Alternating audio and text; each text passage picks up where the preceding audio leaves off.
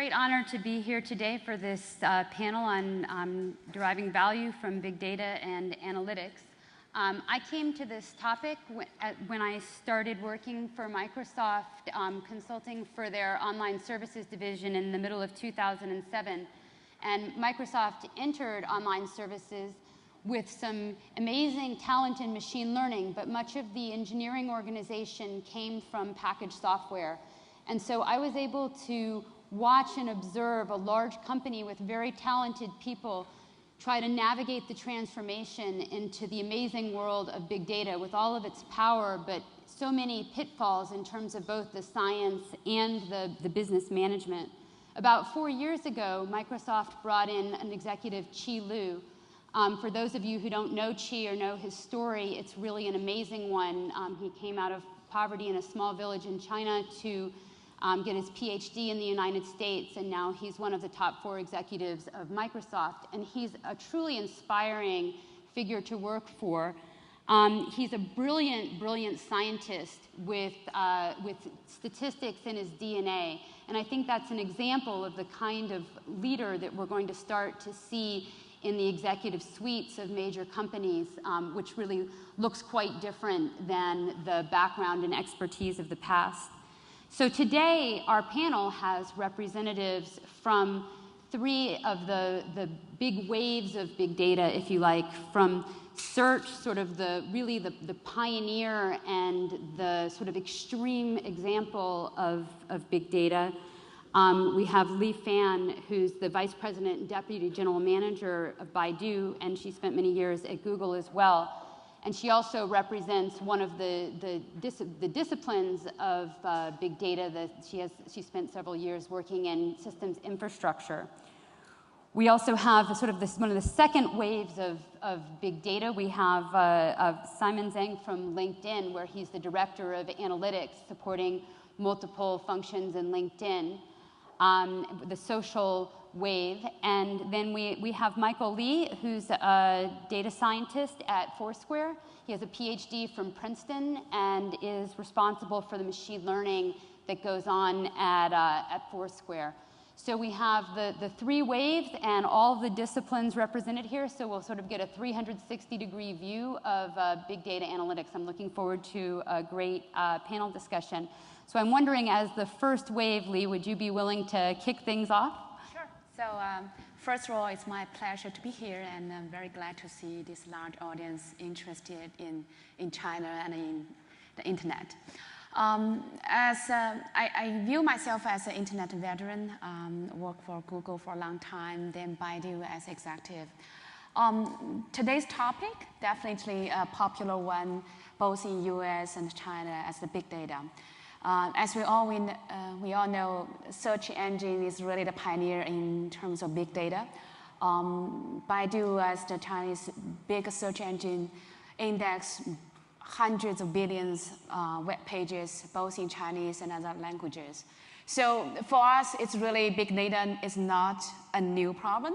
It's a problem we always solving. But in my view, the wave of big data is really just starting. I think even though people have been talking about technology for years, and I think we only scratched the surface. The reason I say that is, at one side, although we saw like 90% of data right now on the internet is generated in the past 3 years, but I see a lot of still coming. Right now, majority of the company focus on the data on the internet, be it web pages, be it the communication, the posts, UGC. But what I see is a lot of more valuable data to human being is offline. In the sector of health, education, merchandise, there's still a lot of valuable data offline that yet to be indexed, crawled, accessible for user. And the more I get into this space, I feel excited because we have yet to come just in terms of data acquisition. And on the other side, I think the value of the data hasn't been really be seen outside of business world. When we talk about the value of big data, a lot of value we talked about is to really enhance the business value. make it a better advertisement, make a better recommendation, get more user attraction. This is really helping the business. And in my view, of years of working for Google and Baidu, both companies really trying to help user as a main focus. Of course, we also grow a successful business. We really hope that information, not just information, also the application service can be easily accessible by everyone in the world. And by doing that, data is the first thing. Not just like when we do data mining, we do the data analysis, not just helping the business itself, we want to helping the user. For example, can we provide a user a clear view what's their personal health, whether their preferred doctor is available, whether the traffic on Beijing, any road you can be, it's easier for you to go to the airport. Like those routine things, I think we have the basic technology, but unfortunately, all the PCs haven't get together to help them. So that's my first thought. Thanks. So now let's go into the second wave. Simon, do you want to? Sure. Thank you, Susan. My name is Simon Zhang. I lead current LinkedIn business analyst team. So we have about 60 analysts, data scientists, engineers in our group. We support all of the LinkedIn monetization revenue lines across three lines of revenue. And yeah, cannot agree more with what Lee just shared. And I personally believe, recently a lot of buzzword about big data. Big data sounds cool, sounds hot, and sounds fancy, right? Actually, my personal belief, think about the big. What the big mean? Big sometimes means slow. Big sometimes means complex. Big sometimes means not many people can move it. So actually, my job, my team's job at LinkedIn is how to convert this petabytes, gigabytes, terabytes, data into very small, couple kilobytes data, to empower a lot of internal employees to make quick and valuable decisions and then drive value. Exactly like what Lee just shared. So my team cover all the monetization revenue lines, which sounds very traditional, with her point of view, and how to make the insights available for a lot of people. That's my team's mission. And like what you think about, hey, driving value from the data, right? Driving value. I see that every day happening on LinkedIn. The reason is, so let's take a very quick look about LinkedIn's business model. And LinkedIn's business model, actually, currently we have 238 million unique users use LinkedIn. And every month we have 148 million users based on Comscore's data. So think about this hyper growth and engagement actually create a massive amount of information or data on the back end. The LinkedIn core business, actually, we derived the next wave of the product, service, solutions from this massive amount of data to serve our member enterprise customers or individual customers more. So think about this way, data is a very strategic a component of a LinkedIn business.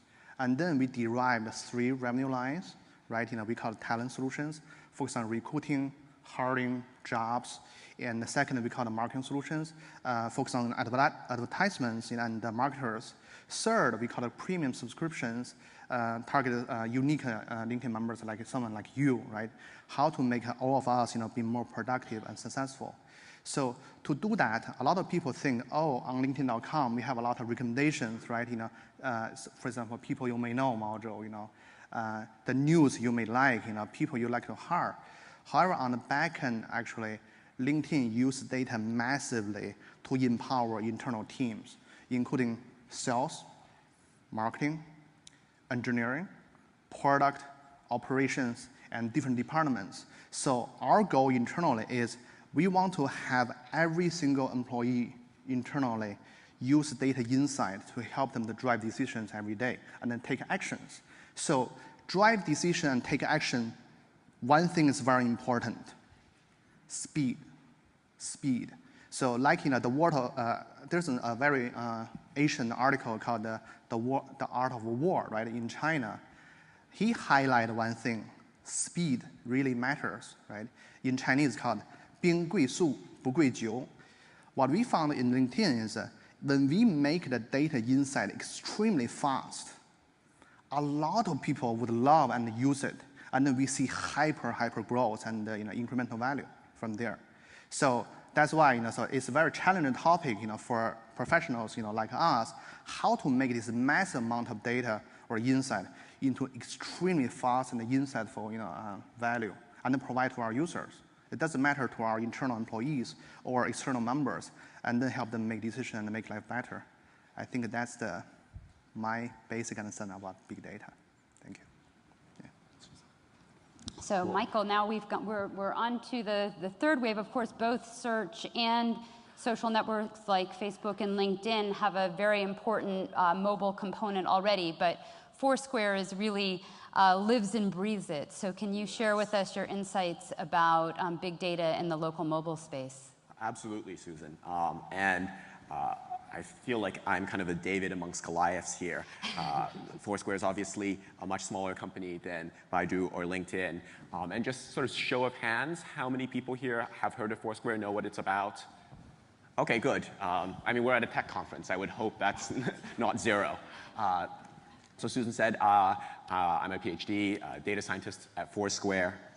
And I thought I would sort of bring in some tools to show you a little bit about the big data we're doing. For those of you who aren't familiar with Foursquare, I like to really think about Foursquare in terms of pre-digital analogs of what you would have done before you had Foursquare. So when you have Foursquare, it's a mobile app. You go to different restaurants or different venues and you check in, which is a way of sort of telling us about that you're there. So for instance, when I arrived today, I said, hey, I'm at the Stanford Alumni Center. I checked in. But you can check into parks or restaurants or even something as mundane as a post office. By the way, post offices are the single most reviled category on Foursquare. Users hate them. It's just it's in a very tight competition with DMVs, so people don't like those either. And the reason we know all this about these venues is because when users check in, they don't just say that I'm here. They tell us about, oh, this is what I was doing here. This is whether I like it or I dislike it. They leave tips about food that you can get at this restaurant.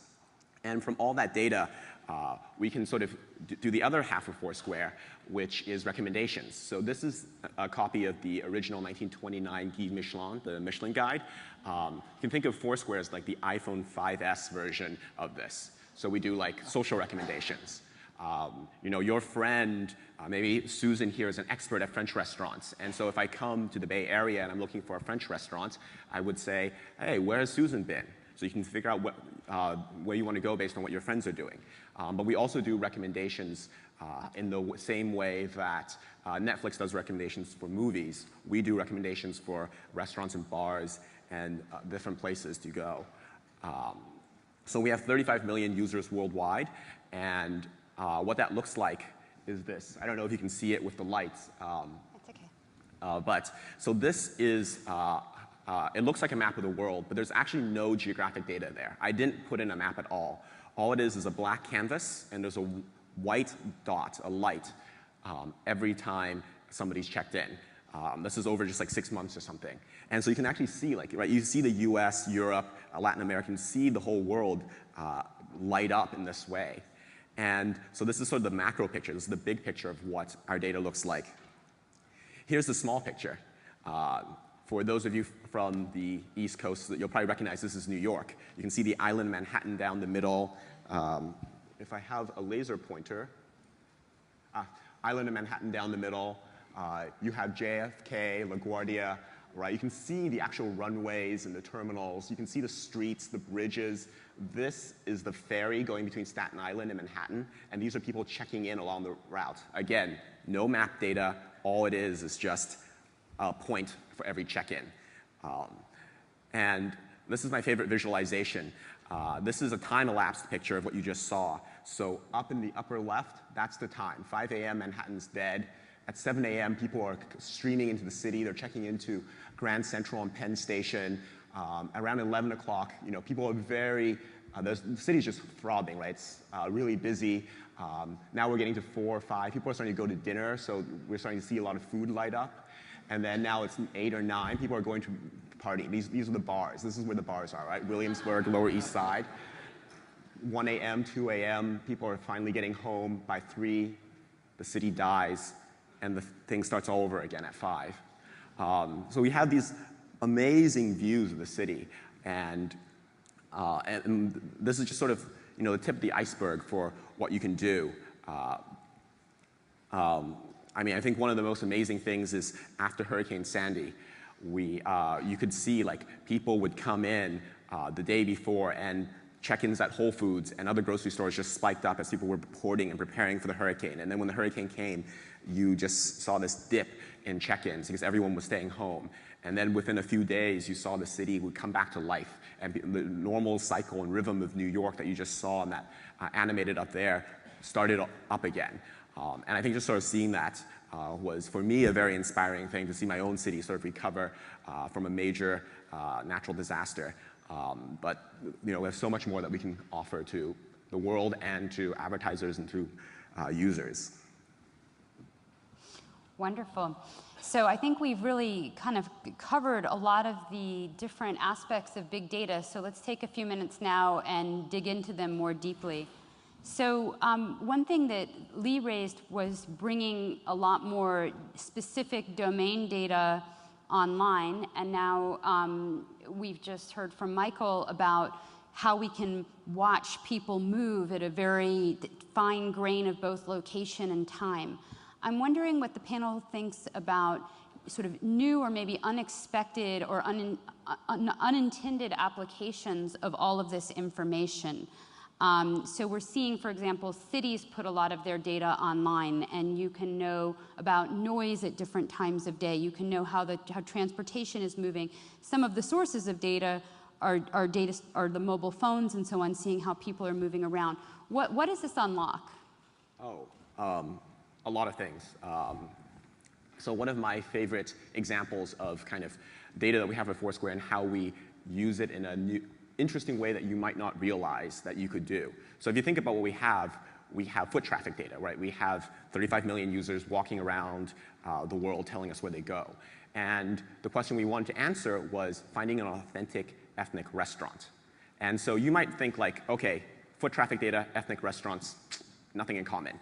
Right? So, because we're really trying to say, if you want to find a Chinese restaurant, how can you tell the Panda Expresses of the world from that hole-in-the-wall Sichuanese place that you just love and everyone speaks Chinese and the menu's in Chinese and just great? How you can tell these things apart?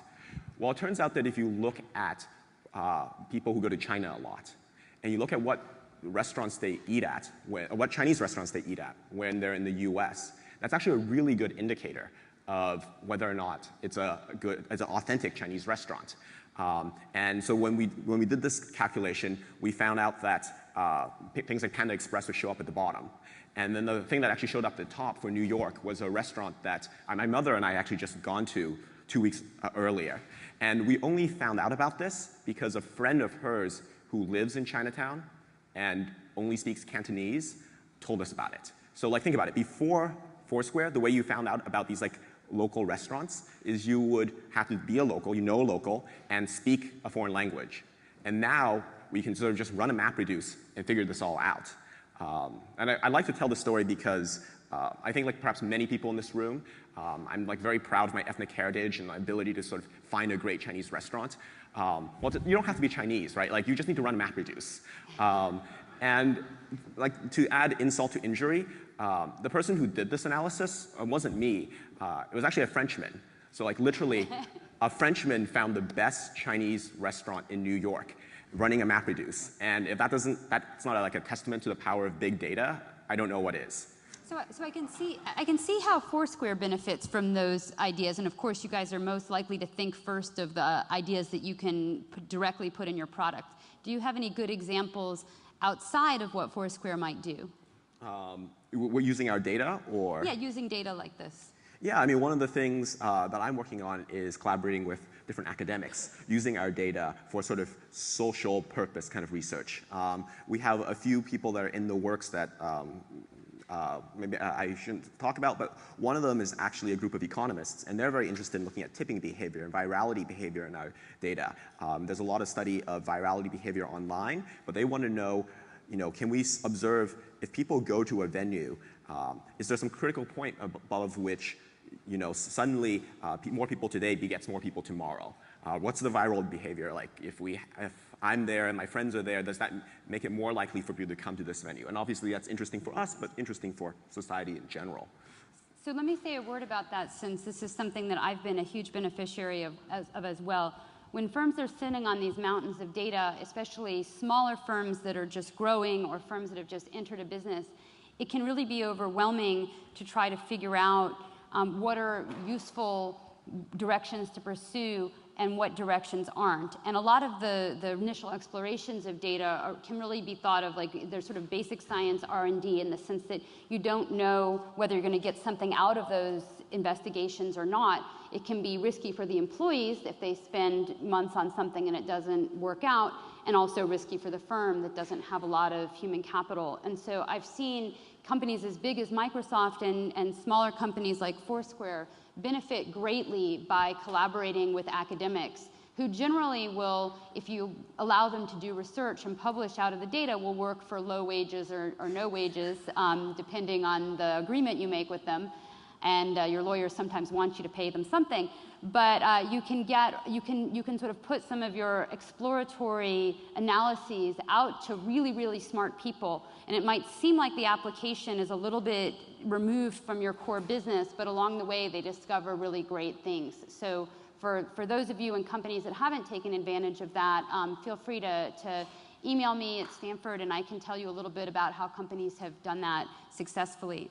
So let's come back to Lee and hear a little bit about your perspective. Sure. So actually, I just want to add on the things, because in terms of open up the data and open up the platform to universities and collaborate with academia, I think Baidu has their fair amount of work. And we not only, I think 2 years ago, opened up the data, because we index a lot of data, both web pages and UGCs, and also we provide a platform, thousands of machines to Chinese universities for students to experiment and to run MapReduce.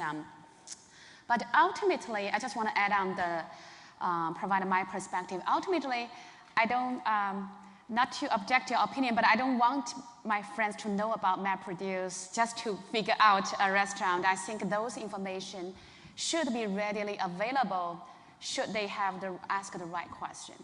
And in terms of the data, I think when we talk about the big data, talk about a mobile application, the first thing really get popular is, to me, I know about mobile application. The first thing is my kids' books and children's story and kids-friendly games. But it's evolving, as we see, not only games, books, restaurants. Nowadays, there's long tail. Cabs is popular. Online medical consultation, the travel, you go to a no place and they will tell you what's about this place, and it's all fascinating. I think one of the challenges we have, as the research shows, when you have hundreds of applications on your mobile phone, you really don't know what to, you know your question, you don't know how to search it, because applications sometimes has fancy names, not really correlated to their function. And most of the applications are long tail. If you're using WeChat or Weibo every day, that's fine, you remember where they are. But if you just call a cab in New York once, you just went to a no place somewhere in China, you get the application and you just one-time use. And I think one thing to solve it is, again, the data science coming. In August, Baidu announced the Light App initiative. Basically, for those long-tail applications, we utilize our experience in search and the data science. We figure out what's the application on mobile side that was suitable for you to use and activate it, and you have the option to install or not. And I think just one way, this is just one way data technology will help your life. I give an example just because I think in daily life, you don't just WeChat or you don't just Facebook. There's a lot of long tail needs you don't know what to use. And the internet actually have an abundance of resource. People developed all sorts of, sometimes I feel so weird application to fit the niche needs, but nobody knows. And it's sad for the developers, it's sad for the users, and we need a connection. And I think search engine is the connection, or we call the big data science is a connection. Basically, we need to connect the needs for the supplies of these needs. And that's one of, yeah. Excellent. And so Simon has, at LinkedIn, sits on an amazingly rich data set. If you think about that, for years, various government organizations or research organizations spend lots and lots of money to collect data about a small sample of individuals and try to follow their careers over time. That data often isn't, you still can't really figure out what people do or what their jobs are. From that data, it's very difficult for social scientists to really understand the career path of an individual. But LinkedIn now has better data than any government data set, at least ever in the United States. There's a few Northern European countries who track their people very closely. So what are the sort of non-obvious or sort of unexpected applications for maybe benefiting greater society or benefiting new products that come out of what LinkedIn does? This is a great question. And I want to reflect so what Michael and Li just shared. So first, talk about the data. Think about LinkedIn. Actually, LinkedIn data is at a certain level quite simple, right? A profile, like a resume. And then on the back end, there are a lot of connections, right? People know people, right? People connect with people. Let's talk about some of the basic applications we built. So, and inspired by Michael's flowing chart, right? People flowing day by day. Let's zoom out. Let's consider the time span from hours or days into months or years. Still consider people movement, right? Think about it. People are moving across different positions, companies, right? Continents or industry. And at LinkedIn, by using this profile, we can easily see the migration of talents. So in China, we have very traditional word say, hey, water flow down, people move up, right? Use that's a very simple concept. Actually, internally, we create a talent flow. I mean, high-level talent flow. We found out that people really move up, right? Everyone, every day. So, and by doing that, we derive, so a algorithm. Let's say we rank, the most, insightful or most popular companies on the world. So by having some insights like this, I believe this can help a lot of professionals to develop their career quickly. So, and that's one use case. Second use case, let's talk about students, right? Students. And at LinkedIn, let's consider, professional network, right? Connections. So last summer, so a couple interns, in my group, one from, I think, UC, Chicago, University of Chicago, and then one from Stanford. So, and by using the pure only two columns data, who connect to whom within the company, actually, we are able to derive, a high-level org structure for the company. The accuracy at a certain level is phenomenal. Both interns, right now, they're still in the university. They published their, patent, papers. And by having some information like that, we believe we can help, organizations significantly. For example, let's say one company want to fund a general manager to manage in EMEA. We found those social, connection within the company. We can find that person easily without even think about their department, title, or location, because their social network shows, his influence and power, right? Second, by having this type of information, we also can help other companies to develop more business opportunities, let's say with this firm, right? As some of you know, salespeople always try to figure out the path, right? How to, let's say, promote their own products, or marketers, or advertisers. By having this type of, insightful information, we can help them accelerate successfully, very fast. So, but, these two are done by students, right? Interns. They still in the college, and amazingly talented people. And we just cannot thank more for those talented people. That's right. Yeah. So I mean, partly with so much untapped potential, and there's so much low-hanging fruit that even PhD students or undergraduates can unlock incredibly interesting new insights. And personally, I love just to play with new data. So it's always so much fun. So we've been talking for the last few minutes about just the data itself and the information and insights that can be unlocked from it.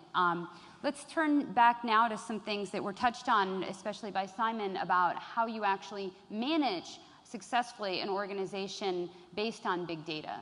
So let me ask the audience, how many people work in a firm or have worked in a firm that is really a big data-driven company? So a small set. I would say that as we go forward, that's going to become more and more the norm in the economy as more and more firms, all the firms represented here, the data is sort of completely core to their product, and so you couldn't conceive of starting the firm without embracing it. Yet, we may see more and more firms to whom at first the big data is sort of tangential, seeing it become more and more of front and center. So let's talk about some insights that from the pioneers, the canaries in the coal mine of the big data business management, what the insights are. So I want to start with asking the panelists to tell us, what are the really core differentiating features of a data-driven firm? What's really different than other organizations? And I think Simon raised a really great point that one aspect is that every employee has access to data and can get insight quickly. And I think that's an amazing opportunity. It also is actually asking a whole lot of your workers in the sense that maybe your sales force and companies like Google and Microsoft, the sales force has to be able to work with your databases. They have to be able to create their own reports and analyze it intelligently. That's a much different standard for sort of rank and file marketing organization than we had in the past. So I think that's one element, but maybe starting with Simon and we'll move back across, can you say what are the other differentiating features of a data-driven firm? Absolutely. So at LinkedIn, actually this always starts with a huge problem, So the challenge was, about 3.5 years ago, I joined LinkedIn, and I support only one vertical business, at that moment. So the first year, personally speaking, as a data scientist, I closed 500 different type of requests, building models, visualization, convincing execs, make decisions, supporting PM, marketers, salespeople. So 500 different type of projects, right? I was working really around the clock at that moment. But at that moment, I support 200 people almost directly. If you could do the simple math, right? Every year, 500 divided by 200 only answer 2 major questions per employee every year. That's not data-driven. That's not inspiring. So the problem is, the system, the data set is so complex and slow. We found out not many people were able to access those insightful information to make decisions because they have to wait hours, days, weeks, to get insights. How to do that? I asked my internal clients, quickly, hey, what you need? They said, Simon, very simple. We need to have insights very quickly. I say, how quickly? They asked, within 2 seconds. This is real. This was real. 2 seconds. I say, 2 seconds. That's impossible. So I never seen any system, can answer a question like that. They said, who cares? We only need this within 2 seconds. Longer than that, thank you very much. You don't need to talk to me anymore. And so that's a huge challenge, right? Before it was hours, days, weeks. And then we had to be very innovative and think of a way how to crack that problem. Actually, as of today, we developed a system, actually within 3 months after that question being raised. The response time, I would say, within maybe a couple hundred milliseconds. When people click the button, they get exactly what they need. It's not what they ask. It's very different than compared with what's being asked and what they need. and then they can use the insight to close deals right away. So after that launch, we see, let's say, daily adoptions, almost 90% employees for that particular department, which is huge, by the way. So think about it, every week, every day, the insight being used, and then we see the hyper leap about the revenue growth, plus better user experience, for LinkedIn members, like all of us, and I've been inspired. I think that's a key is how to make the insight for a lot of people, and then help them to have a better life. So, yeah. Excellent. Okay, so let me add on this flavorful from Baidu experience. I think a data-driven company means that everything, every result, every project established, and also even every critical question asked, there will be a follow-up question from your peer or your boss, like, what's the data to support it? Because Baidu has 20,000 people, and every day there will be initiative from the bottom up. There will be command from top up. When Robin asks me a question, I will say yes or no. The natural follow-up is, what's the data to support your opinion? And that's the attitude, I think, from top to the bottom that every engineer, every product manager should hold to, and even the salesperson. Because when you make a request, because everybody in this company gets a lot of requests, like Simon said, and to make the priority right, to make the decision right, you need the data. And I think nothing is come free, so we really need the data to see whether it's fruitful to get down this path. Obviously, some people have more intuition than others, so chances are you just need a little bit key data to support your opinion. But still, I think that's the key attitude you should have. That I think is the most important factor as a data-driven company.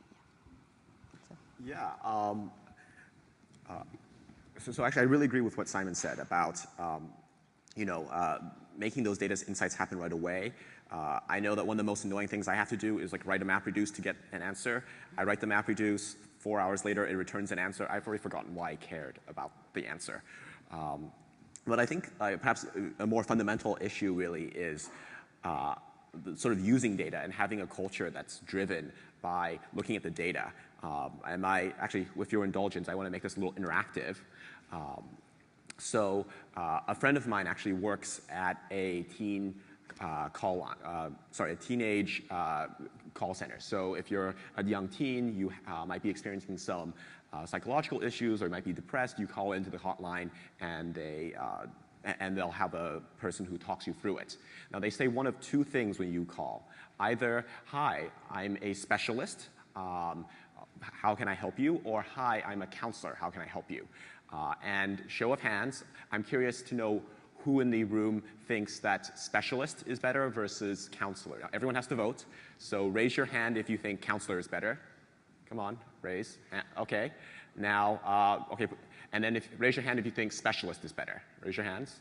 Okay, it looks like it's a slightly larger group, so I'll keep your hands up. So people who said specialist, keep your hands up. It turns out that you're actually in very good company. They had a large meeting of experts on this area, like experts in childhood development and clinical development and psychology come together. They had a 2-day conference and discussed this very question. And the experts all came back and said, we need to use specialists. And that was like the consensus amongst like these hotlines for years. Now, okay, everyone who said counselor, can you raise your hand? Okay, so it turns out that you're not in good company, but you're actually right. Because see, so my friend who works for this hotline, he's actually a data scientist. And he just doesn't accept what people say, he tests it out. So he gets thousands of calls a day. He runs it through an A/B test, right, a randomized controlled trial. And some people get a counselor, some people get a specialist. It turns out counselor, the rate of people who don't hang up, who like keep on having a conversation with the person on the other end, went up 3-fold. So huge improvement. So like, what are the morals I take away from this story? One, you can't always rely on experts. We know from the literature, as I'm sure you're aware, that people are really bad at doing reasoning about statistics and like environments where there's a lot of randomness. People are just like biologically not equipped to do this. That's why that's why we invented statistics, and that's why we collect data and we try to measure this stuff. But C, and I think this is the big takeaway from this whole thing, the reason why my friend was allowed to do this is because he worked at a hotline where the boss actually believed in data. And he didn't just listen to what the conventional wisdom was, what the experts said. He actually said, let's test this out, we can test it, and if the answer doesn't agree with what the experts said, we're changing it. And I think that that kind of data-driven culture has to come from the top. It has to come from what the executives say, and you have to hold, if you're a leader, you have to hold people in your entire organization accountable to data, and not just, we're just going to do what everyone else is doing or what the experts say we should be doing. Excellent. So let me close out this part of the discussion, and I'm sure in the interest of time, I'll take the final word on it, but I'm sure all the panelists have their own anecdotes. So one of the things that those of us who are huge fans of data-driven cultures love to tell these stories and champion them, but we've also seen the pitfalls that can arise when you become too data-driven. And so just for example, if you're in a search engine, pretty much every change you make is going to go to an A/B test. That is, you might get 1% of users who are going to be exposed to the new algorithm or the new font or the new color or the new layout, and that's going to be compared to a control group. And because that data is so strong and so powerful and so clear and so black and white, it's really easy to pay a lot of attention to that. But then when you do something new or different or something that might have a long-term effect, it's not necessarily going to show up even in the right direction in a short-term test. But long-term tests are much more expensive. If you're doing an advertiser experiment, it might be disruptive for advertisers. It might change their prices or their click volume and so on. So you don't do those long-term experiments all the time. And you have to rely on some intuition and judgment to know when is it worthwhile to really put a change to greater scrutiny. And because you don't always do it, you can sometimes see an organization push towards those things which create short-term results, but might even be bad in the long term. Just as an example, when Bing launched its rebrand, the initial response of the users in the short-term test was that they hated it. They missed their 10 blue links. They didn't understand this new, more complex interface. Search engines weren't supposed to have richer content and more options to navigate the search. But it took weeks for the results to come back where the users, after a while, really liked it better. So I can see that as we go forward and firms become more and more data-driven, I think you also expect to see firms sometimes just drive off a cliff, like sort of, little by little, and then one day they wake up, the ads in the Facebook feed, they looked fine, the users didn't mind them, they didn't mind them, they didn't mind them, and then, one day they wake up and they've gone somewhere else. And that's something that's a real challenge to balance. And I know everybody's nodding their heads, they all have their own stories. But rather than hear them, what I want to do is take the last part of the panel and open things up to the audience for questions. We have microphones around the room. Please come on up if you have a question. And please identify yourself and speak from the microphone. So it looks like we have a question back here. Yeah, hi, my name's Aldous Porietis. I'm with Rat Dog Industries. About 15 to 20 years ago, I remember reading lots of articles. They almost all mentioned beer and Huggies. And I think that was the first time big data kind of came into the popular consciousness of the technology people.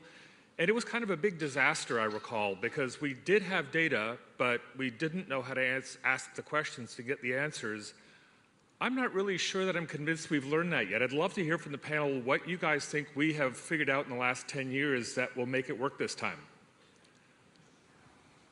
I think the classic example you gave, I have a confidence we solved that. To that extent, but going beyond that, actually there will be more valuable things that come out from just a correlation of two products, why people buy them together. And I think that's, to me, it's a solved problem, but this, again, just the beginning, and there's a lot of problems haven't been solved, and I believe our technology will lead to us. It's just haven't been there yet. Yeah. So just from an educator's perspective, we've been talking a lot about how we need to change education from, elementary school up through MBAs and even PhDs in computer science probably don't spend, or PhDs in statistics, probably don't spend enough time thinking conceptually about data, not just what's the algorithm and how can I improve the algorithm to come up with a better fit, but actually, well, can I even answer this question to start with? Even if I had 1 trillion observations, is the structure of the data such that I could make a causal statement? If I changed price, what would happen? And if I change this interface, what would happen? You see more police officers in areas with higher crime, but clearly increasing police officers doesn't increase crime. Yeah. And that's, in some sense, it's obvious and everybody knows it, but actually the expertise of really understanding in the gray area, when can you and when can't you learn something from the data, it's a very rare skill. It's something that takes years to master, and it's something that I believe should be part of all disciplines reiterated over and over and from different directions until people can become experts in it. Yeah, no, I think it totally requires domain knowledge and understanding the thing you're looking at. I mean, one of the classic examples of this is if you run an image search engine, if you just followed clicks as a metric of whether or not the result was good, you would just get pictures of scantily clad women everywhere. No matter what, it doesn't matter if you Google for Martin Luther King, it's just scantily clad pictures. And maybe temporarily it makes the users happier, but after a while they're gonna be like, actually I was here to do some research. I can't seem to be able to do it now. So they'll go and use another search engine, right? So it's really, as you say, you can sometimes just follow the data and drive yourself off a cliff. And you have to have that domain knowledge and understand these things. Yeah, but I think just want to add on, in fact, every good project or product actually start from a good question. Like Susan just said, can I figure out this? And actually asking the right question is the most important step. And I always feel like coming from the engineering background, I feel like we're confident once we know the right question is, there will be enough talent to work hard to get the answer in 2 seconds. Excellent. So we have another question from the audience here. I'm Stephanie. I'm a student at Stanford studying computer science, and I'm a big fan of data. I was working with Google Maps over the summer, where data played a really, really important role. My question is related to your last note about the pitfalls of being too data-driven. So I'd love to hear some examples of when you've kind of made a potentially dangerous move by prioritizing short-term benefits over long-term, and then what measures you've done to kind of encounter that. So yeah, maybe I can take this. I can take this question. I think so to answer your question, I have a 2-part of answers. Number one, actually echo that gentleman's question, right? Ask the right question. How can we ask the right question by using data? 2 parts. One is our business partner, they ask questions. Another thing I think is very, very important, for any data, professionals. So there's 3 pillars. Number 1, business sense. Number 2, art. Number 3, science, right? Mathematics. These 3 need to combine together, actually end up with one thing, imagination, right? How can we use the existing such a blank data sheet to derive unbelievable power and energy and value? I think that's one will raise a lot of questions, right? New ideas and questions. I think that's what we are doing right at LinkedIn every day. So to answer another long-term question that you asked, I think that's back to the vision and the business strategy. For example, at LinkedIn, we always believe member first. That's why a lot of things we can do by using data, but we are not doing that because we consider members' benefits the first, right? That's answer the A/B testing question. Hey, if I can short-term make a lot of money, for example, selling data, we can make a lot of money, but that's extremely wrong, right? It's extremely wrong, and it would not benefit the company or the members in the long term. So I think that's back to the bottom line. What's the basic value we provide for our LinkedIn members, and then help them be more successful. I think if we have that, vision or mission in our head, always this long-term, short-term question could be readily answered, relatively easily. So, any panelists? Yeah, I'll talk a little bit about monetization at Foursquare, right? So as we've heard, it's not easy to monetize mobile because you have this small screen, and whatever you show to a user means you're not showing some other piece of information. And one of the things we could show is an ad.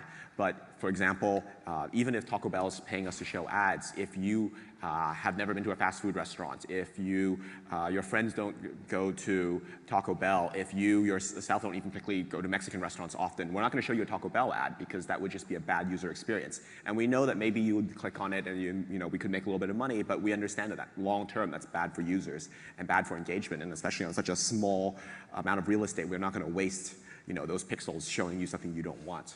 So I think that just sort of summarize, and it's my observation as well, that to counter that short-term data-driven sort of narrow focus, you really need a clear vision, and the leaders of your company really have to tell the people what matters in the long term so that that's how they'll be thinking to balance the short-term data.